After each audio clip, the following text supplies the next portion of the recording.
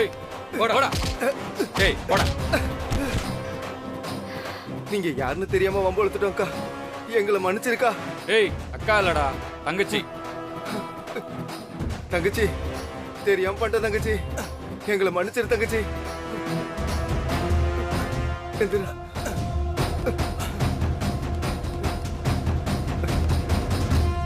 இது எல்லாத்துக்கும் காரணம் அவதான். டேய் வாடா புரியுடா. புர்றா அவள.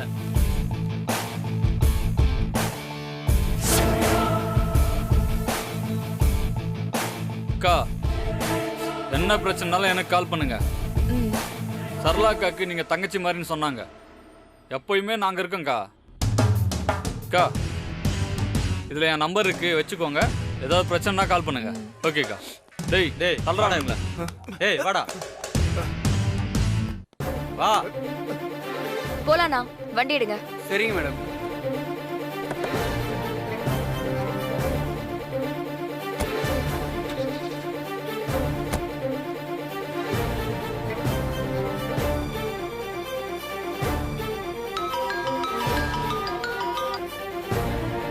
ஹலோ, என்னாச்சு?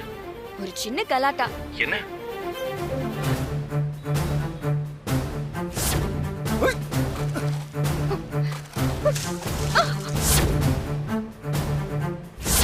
நீங்க யாருன்னு தெரியாம வம்பு எடுத்துட்டோம்க்கா, எங்களை மன்னிச்சிருக்கா.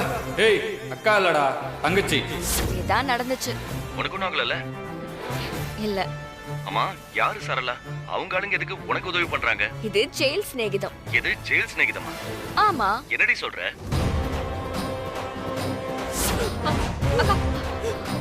அக்கா உனக்கு ஒன்னும் இல்ல, இப்ப நல்லா இருக்க. திடீர்னு வலிப்பு வந்துடுச்சு, இந்த பொண்ணுதான் உன்னை காப்பாத்துச்சு. உங்க எல்லாருக்கும் ஒண்ணு சொல்லிக்கிறேன், இவ என் தங்கச்சி.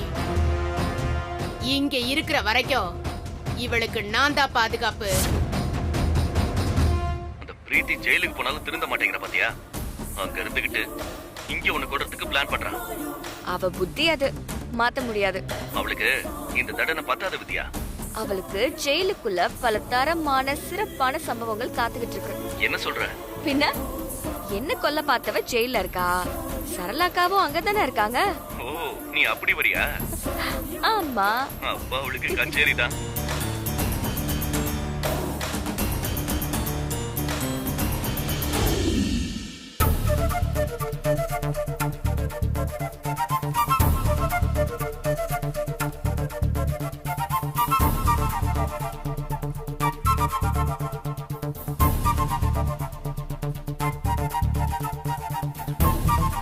எனக்கு நம்பிக்கை இல்ல, கண்டிப்பா அவ சொதப்பிருப்பா. அதான் வீட்டுக்கு வர பயந்துகிட்டு வெளியில எங்கேயோ சுத்திட்டு இருக்கா. ஸ்னேகா இல்ல மாமா, மீட்டிங் பாசிட்டிவா முடிஞ்சிருந்தா ஒரு ஃபோன் பண்ணி சொல்லிருக்கலாம், இல்ல நேரா வீட்டுக்காவது வந்திருக்கலாம். இப்ப வரைக்கும் எந்த தகவலும் இல்லையே. விஜய் ஃபோன் பண்ணி பாரு. அட்டென்ட் பண்ணலப்பா, நானும் திரும்ப திரும்ப பண்ணி பார்த்துட்டேன். எனக்கே கொஞ்சம் பதட்டமா தான் இருக்கு. அத்தை, நான் சொல்றேனே நீங்க தப்பா எடுத்துக்காதீங்க. அவ சொன்னதுக்காக நீங்க அவளை மீட்டிங்க்கு அனுப்பிச்சிருக்க கூடாது அத்தை. இதெல்லாம் சரியா வராதுன்னு நீங்களே போயிருக்கணும். கிராமத்துல வளர்ந்தவ வேற, படிக்காதவ. அவ எப்படி அந்த மீட்டிங்ல பதில் சொல்லுவா? இத்தனை வருஷம் உங்க கூடவே இருக்கிற உங்க பையனே அது கஷ்டம்னு சொல்றாரு. அப்படி இருக்கும்போது அவளால அதை சமாளிக்க முடியுமா? அதுவும் இங்கிலீஷ்ல. இத்தனை வருஷமா நீங்க கட்டி காப்பாத்தின பேரு அவ ஒரே நாள்ல கெடுத்துருவா அத்தை. ஏன் அத்தை, அவ தப்பா பதில் சொல்றதா கவர்மெண்ட் நம்ம மேல ஆக்ஷன் எடுக்குமா? நம்மளால எதுவும் செய்ய முடியாதா?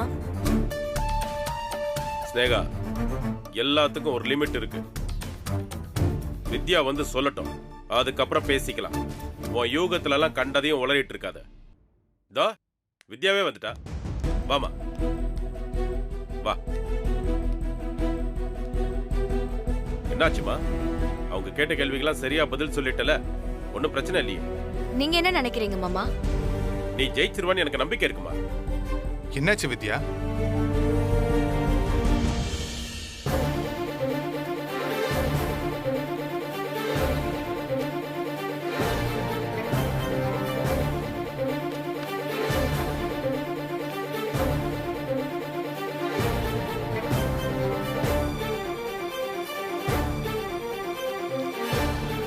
அவங்க கேட்ட எல்லா கேள்விக்கும் நான் பதில் சொல்லிட்டேமா.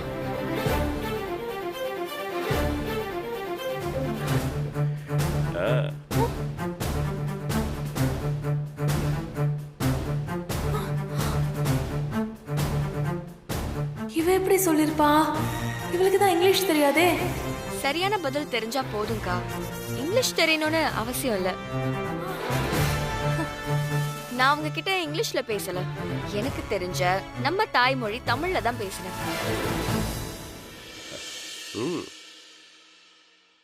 இன்ஸ்டிடியூஷன் நடத்துறதுக்கு திறமை இருந்தா போதும். மொழி ஒரு பிரச்சனையே இல்ல. சூப்பர் சூப்பர்மா. வேதா கேத்த மருமகன் நீ தான் நிரூபிச்சிட்ட. இதுக்கு மேல என்ன வேணும்? இரு இரு வர.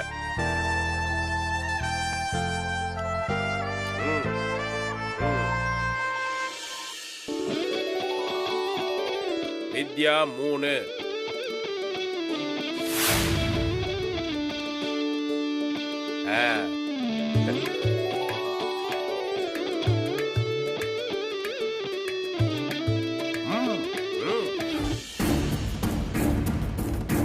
ஏய், ஏதாவது தகவல் வந்ததா இல்லையா? இன்னும் இல்ல சகுந்தலா. ஆனா சொன்ன வேலையை கண்டிப்பா கச்சிதமா முடிச்சிருவாங்க. அவங்க ரொம்ப ஷார்ப்பான ஆளுங்க.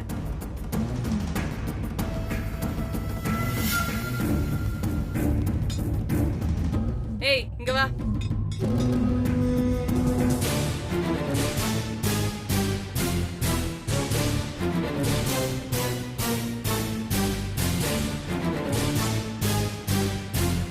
இத பாருங்க, இன்னையில இருந்து இவளும் உங்க செல்ல தான் தங்க போறா. பாத்துக்கங்க.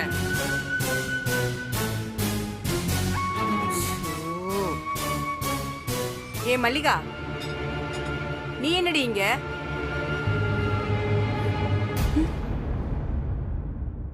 நீ சொன்ன வேலையை பார்க்க போனல, அதனாலதான் உள்ள தூக்கி வச்சுட்டாங்க. என்னடி சொல்ற? ஜெயிலுக்கு வந்தது கூட பிரச்சனை இல்ல.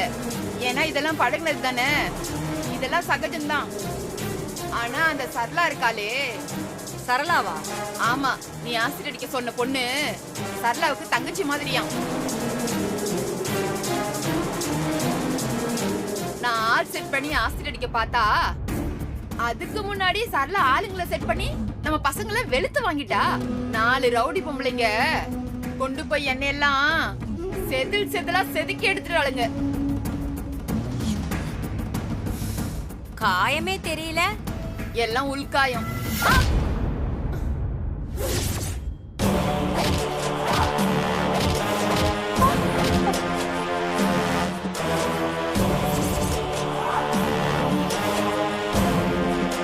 நான் இருக்கும் போதே என் தங்கச்சி மேல ஆசிட் அடிக்க பிளான் பண்றீங்களா? ஏய்.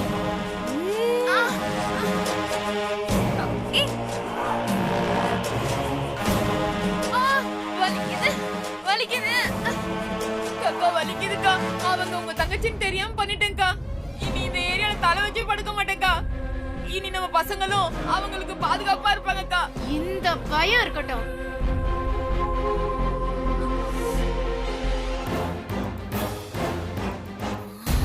அவ்வளவு அட்வைஸ் பண்ணதுக்கு அப்புறமும் ஆல் செட் பண்றல நீ. எப்படி முழுசாடி வெளிய போறான்னு மட்டும் நான் பாக்குறேன்.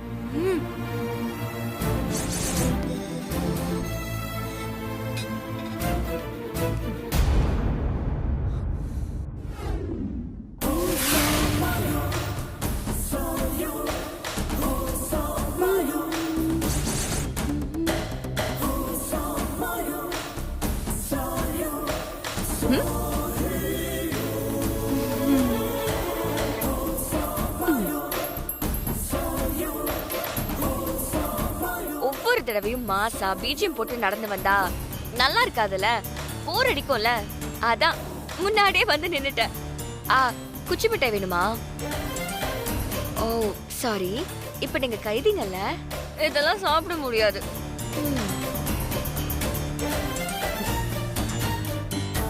என்ன பிரீத்தி அப்படி பாக்குற? என் முகம் அப்படியே இருக்குனா? நீ நினைச்சது நடக்கலன்னு வருத்தமா இருக்கா? நீங்க அனுப்பி வச்ச உங்க ஆள ஜெயில மீட் பண்ணீங்களா? எல்லாத்தையும் தெளிவா சொல்லிட்டாளா? நான் தான் திரும்ப திரும்ப சொல்றேனே, ஏன் சொல் பேச்சு கேட்கவே மாட்டேங்கிறீங்க? போற போக்க பார்த்தா உங்களால இந்த ஜெயிலே ஹவுஸ்ஃபுல் ஆயிரும். ஏய், இந்த தடவை மிஸ் ஆயிருக்கலாம். ஆனா எங்க சாவு உன் கையில தான். கரெக்டா சொன்னீங்க. ஆண்டி வளராதீங்க. அவ சாவு உங்க கையிலன்னு சொல்றதுக்கு பதிலா நம்ம சாவு அவ கையிலன்னு சொல்றீங்க. என்ன சகுந்தலா? பதட்டத்துல உண்மையை சொல்லிட்டாங்க. நான் தப்பா சொல்லி இருந்தாலும் சாக போறது நீதான். உன் சாவு எங்க கையில தாண்டி. வாய்ப்பில்ல ராஜா, வாய்ப்பே இல்ல. நீங்க முதல்ல சொன்னது வேணா நடக்க வாய்ப்பு இருக்கு. பாக்கலாமா? பார்க்க தானே போறீங்க. அப்புறம் இந்த ஆசிட் அடிக்கிறது, ஆக்சிடென்ட் பண்றது, இதெல்லாம் ரொம்ப பழைய ஐடியா. புதுசா ஏதாவது கொஞ்சம் ட்ரை பண்ணுங்க. எனக்கே ரொம்ப போர் அடிக்குதுன்னா பாருங்களா. புதுசா தானே செய்யறேன்டி. நீ ஒத்த ஆளு. நாங்க எத்தனை பேருன்னு உனக்கே தெரியாது. கண்ணுக்கு தெரிஞ்ச நாங்க 4 பேரு. கண்ணுக்கு தெரியாம உன் அத்தையோட எதிரிங்க 100கணக்கான பேர் இருக்காங்க. எப்போ எவன் என்ன செய்வான்னு உங்களுக்கு தெரியாது. எல்லா நேரமும் உன் குடும்பத்தை காப்பாத்த நீ ஒன்னும் சாமி இல்லையே. ஒரு நாள் உன் ஆட்டத்துக்கு முடிவு வரும். நாங்க வர வெப்பம். 1000 தடவை தோக்குறவன் கண்டிப்பா ஒரு தடவை ஜெயிப்பான். நாங்களும் ஒரு தடவை ஜெயிப்போம். அந்த ஒரு வெற்றி போதும் எங்களுக்கு. ஐயோ, எனக்கு ரொம்ப பயமா இருக்கே. என்ன விட்டு பிரீத்தி. என்ன மிரட்டி பாக்குறியா? நீங்க எனக்கு எதிரா என்ன பிளான் பண்ணாலும் அடுத்த நிமிஷமே எனக்கு தெரிஞ்சிடும். சரளாக்கா கொஞ்சம் டென்ஷன் ஆயிட்டாங்க. நான் தான் உங்களை எதுவுமே செய்யக்கூடாதுன்னு விட்டு வைக்க சொன்னேன். சும்மா ரொம்ப துள்ளிக்கிட்டே இருந்தேன்னு வெய்ய. உன் கிறண்ட கால் நரம்ப மட்டும் துண்டு துண்டா வீசிடுவேன் பாத்துக்கோ. அதுக்கப்புறம் காலத்துக்கும் கட்டில தான் கிடக்கணும். உங்க எல்லாருக்கும் ஒண்ணு சொல்லிக்கிறேன். தண்டனை முடிஞ்சு வெளி உலகத்தை பாக்கணும்னு ஆசை இருந்தா வாளை சுருட்டிக்கிட்டு பேசாம இருங்க. இல்ல நான் அப்படிதான் பண்ணுவேன்னு அடம் பிடிச்சா அப்புறம் சாகுற வரைக்கும் வெளி உலகத்தை பார்க்கவே முடியாது. ஸ்ட்ரெயிட்டா மேலோகத்துக்கு அனுப்பிடுவேன். திரும்ப திரும்ப சொல்லிக்கிட்டே இருக்க மாட்டேன். இதுதான் முதலும் கடைசியுமான வார்னிங். வரேன்.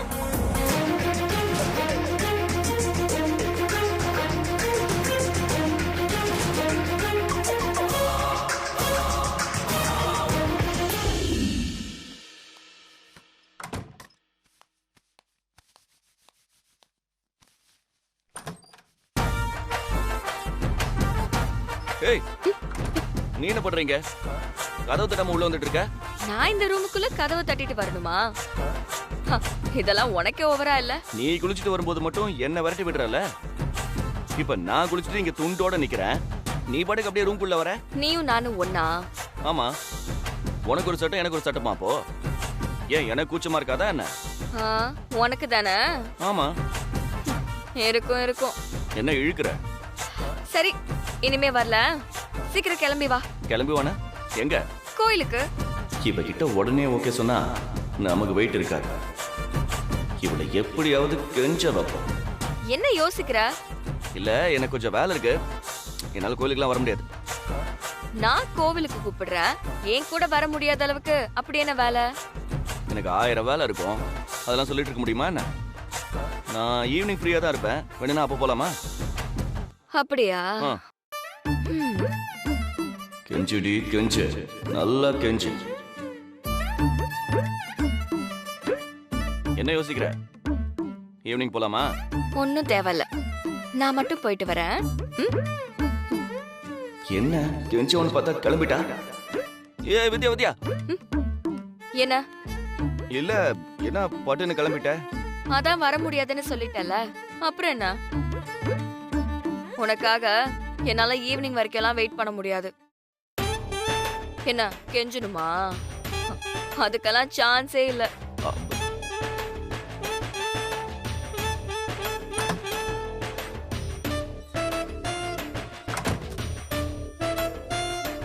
செம்ம கேடியா இருக்காள. நம்ம என்ன பிளான் பண்றோம்னு தெரிஞ்சு அதுக்கேத்த மாதிரி பால் போடுறா. அவ இன்னைக்கு நம்ம கிட்ட கெஞ்ச மாட்டா, நாம தான் அவகிட்ட கெஞ்சணும். ஆட்டோ ஆட்டோ, எங்கம்மா போறோம்? பக்கத்துல இருக்க கோயிலுக்கு போகணும். உட்காருங்கம்மா. ஆட்டோ ஆட்டோ ஆட்டோ ஆட்டோ, ஒரு நிமிஷம் ஒரு நிமிஷம் ஒரு நிமிஷம். யார் யானே? அது இருங்க ஒரு நிமிஷம். அண்ணே, என் புருஷன் தான். சாரிமா சாரிமா. என்ன எப்படி வேட்டி சட்டையில நான் செம்மையா இருக்கேன்ல? இருந்துட்டு போ. எதுக்கு இப்படி ஆட்டோவை மறைக்கிற? வேட்டி சட்டையோட வந்திருக்கேன், எதுக்கு வந்திருக்கேன்னு உனக்கு தெரியலையா? தெரியலையே. ஈக்குவலா மெயின்டைன் பண்றாளே. கோயிலுக்கு நீ தானே கூப்பிட்ட? நீதான் வரலன்னு சொல்லிட்டியே. ஏதோ இதை விட ஒரு முக்கியமான மீட்டிங் இருக்குன்னு சொன்ன. அதெல்லாம் கேன்சல் பண்ணிட்டேன். என் பொண்டாட்டி கூட கோயிலுக்கு போறதை விட மீட்டிங் ரொம்ப முக்கியமா என்ன? அதான். இல்ல மீட்டிங் தான் முக்கியம். திரும்ப ஃபோன் பண்ணி வரேன்னு சொல்லிட்டு கிளம்பு, ஓகேவா? இல்ல அது ஒரு தடவை கேன்சல் பண்ணிட்டா அவ்வளவுதான், அதுக்கப்புறம்லாம் போக முடியாது. வா நம்ம கோயிலுக்கு போவோம் வா. நான் தனியா போறதா முடிவு பண்ணிட்டேன். நீ வீட்ல ரெஸ்ட் எடு. டைம் இருந்தா ஈவினிங் தனியா கோவிலுக்கு போய் நல்ல புத்தி கொடு சாமின்னு வேண்டிக்கோ, சரியா? அண்ணா ஒரு நிமிஷம் ஒரு நிமிஷம், வண்டி எடுக்காதீங்க. ஒரு நிமிஷம் இருங்க, வண்டி எடுக்காதீங்க. ஏய் வித்யா, நான் தான் தனியா போறேன்னு சொல்றல, அப்புறம் என்ன? வேற வழி இல்ல, நாம கெஞ்சிருவோம். ப்ளீஸ் வித்யா, நானும் கேக்கல. ப்ளீஸ் வித்யா, நானும் உன் கூட கோயிலுக்கு வரேன். சரி, நீ கெஞ்சுவேன்னு நினைச்சது என்னோட தப்பு தான், என்ன மன்னிச்சிரு. நாம போலாமா?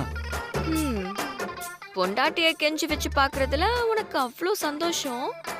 எப்பவுமே பசங்க தான் கெஞ்சணும்னு விதி, அதை யாராவது மாத்த முடியுமா? மாத்த முடியாது. சரி தள்ளி உட்கார். என்னம்மா? இதுக்கு மேல கெஞ்ச விட்டா அழுவாருனே. கிளம்புங்க போங்க.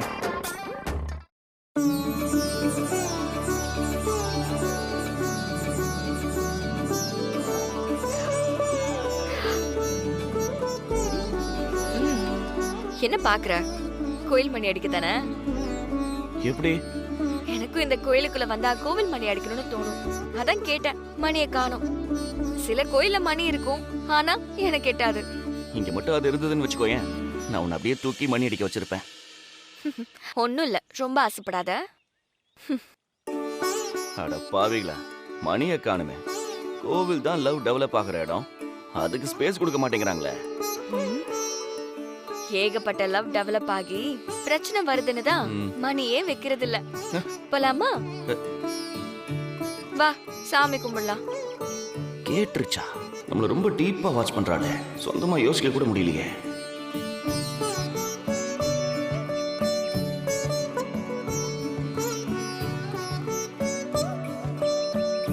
வாங்க.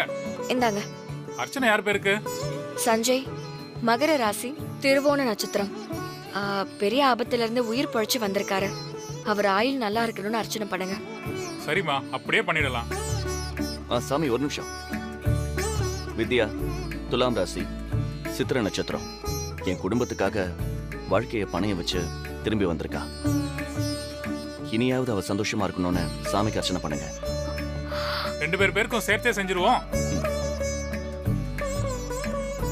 மனசுக்குள்ள இவ்வளவு காதல வச்சிருக்கேன், அப்புறம் ஏன் என்னை விட்டு விலகியே இருக்க? காரணம் சொல்லணுமா? இல்ல வேணாம், விடு. எல்லாம் பழகி போச்சு, விட்டுரு. சாமியை கும்பிடு.